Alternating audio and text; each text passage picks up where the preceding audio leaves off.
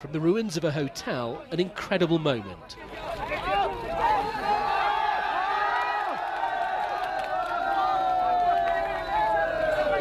A girl who cheated death.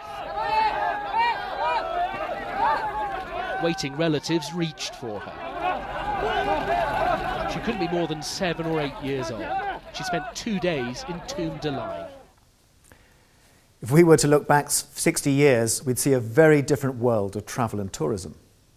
Back then, over 3/4 of the world's population never travelled more than 100 kilometres from their own hometown.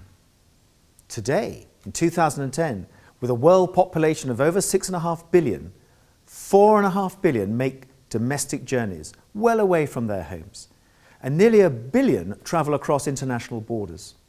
Amazingly, of the 4.5 billion domestic journeys made, nearly 2 billion of these are in China alone.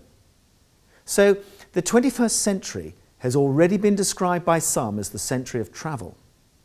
And yet, at the same time that this incredible increase in travel and tourism is taking place, the very destinations that we travel to appear to be faced with a growing threat of disasters. Take, for example, natural disasters. Floods, earthquakes, hurricanes, and of course, volcanoes. Not only with their frightening pyroclastic flow, but also their huge smoke plumes affecting world airlines and air travel. Then there are man-made disasters. Although the correct term is human-instigated, because women can create disasters as well as men. There are transportation accidents on land, sea, and in the air. Chemical and toxic releases that spread rapidly across populated areas, and pandemics such as swine flu, avian flu, and SARS. And then there's a third category we ought to consider, which is acts of terrorism.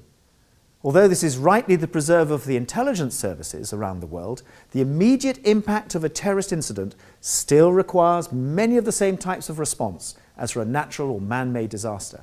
So I think it's fair to say that both tourism and disaster management are rapidly becoming central features of the 21st century in which we live. Now, here at Bournemouth University's Disaster Management Centre, we're working in many countries around the world to assist and train governments and their agencies to develop disaster management strategies. We work with government agencies, emergency services, military, non-governmental organisations, and commercial businesses. And there is certainly no lack of terminology out there. For example, what do you mean by the word disaster?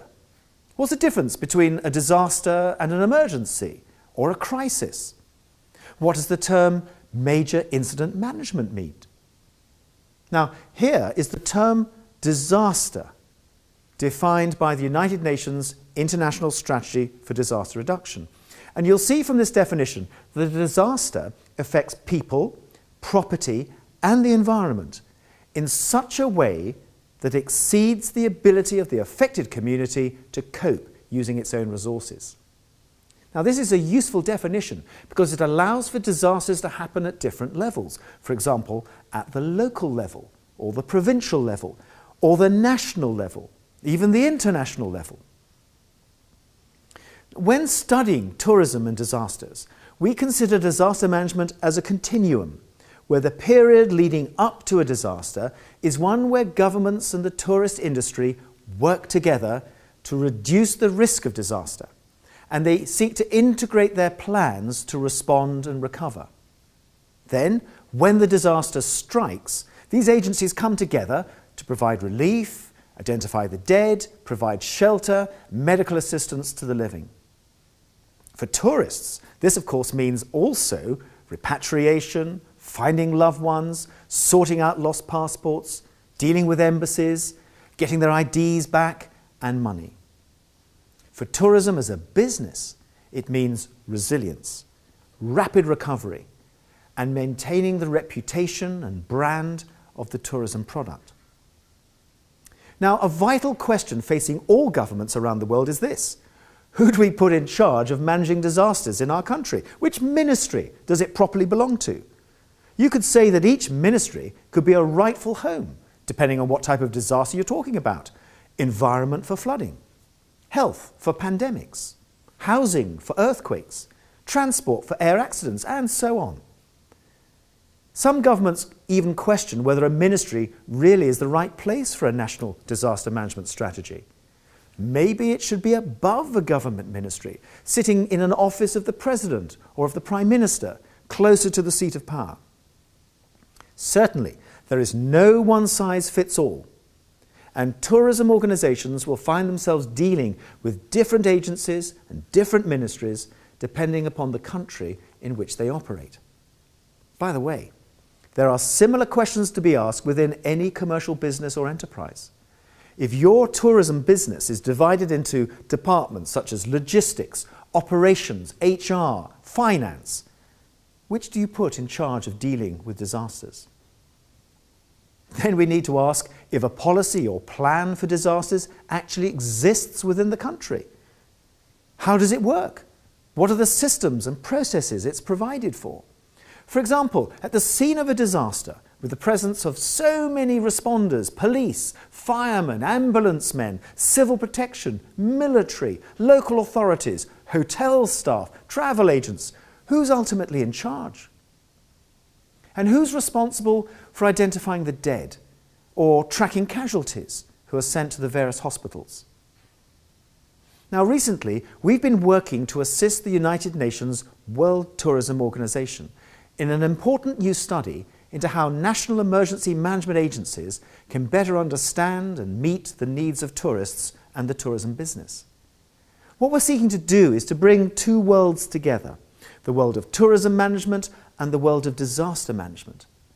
Both worlds have resources that each other needs, and both have needs that the other can help meet. Travel and tourism is a vital part of national development, and yet so many of the countries that we travel to today lack the plans and policies to help them respond to the needs of tourists and the tourist profession. So often tourism is the forgotten factor.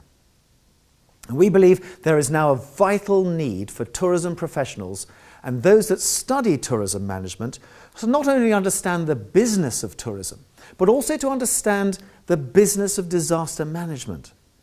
So I want to take this opportunity to invite you to join us on our new postgraduate module in tourism and disaster management. And we're offering it here at Bournemouth University. Now, the course is 5 days long, and details of the costs and dates of the course have been given to you in the email which accompanies this video. And we've also sent you a summary of the main subjects that we want to cover during those 5 days. And as we progress our work for the United Nations, we want to keep you up to date with our findings and recommendations for the tourism industry and disaster management community. So please, find the time to attend this course, not only to improve your own knowledge of tourism and disaster management, but also to contribute to the ongoing work of integrating disaster management with the challenges and needs of the world of tourism and travel. I look forward very much to welcoming you onto the course. In the meantime, please don't hesitate to contact me by email using the address shown on the screen. Thank you.